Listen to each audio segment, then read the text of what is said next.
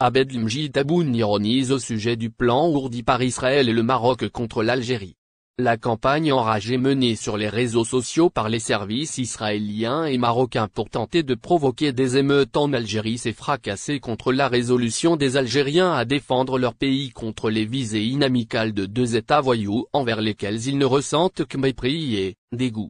Jusque-là, les autorités se sont astreintes au silence, dès lors que la manœuvre vient du Mossad et de la Djed et que celle-ci n'a pas été endossée par le Makhzen et Tel Aviv de façon ostentatoire. Aujourd'hui, c'est le président de la République qui a réagi à cette vaine machination par une réponse ironique, en indiquant que l'Algérie ne pouvait être déstabilisée par un hashtag. Comprendre, ces gesticulations puériles n'ont aucun effet sur les citoyens algériens qui, tout en étant conscients des problèmes qui requièrent leur résolution par les pouvoirs publics, mais qui ne sont, toutefois, pas comparables à ceux que vivent nos voisins, ne sont pas prêts à se laisser entraîner dans le piège qui leur est tendu. Les Algériens ont vécu l'amère expérience des années 1990 et même, les terroristes islamistes ont fini par rendre les armes et admettre avoir commis une grave faute envers leur pays et leur peuple. Durant le mouvement de contestation de 2019, les manifestants ont mis à nu les tentatives d'infiltration par les services secrets français,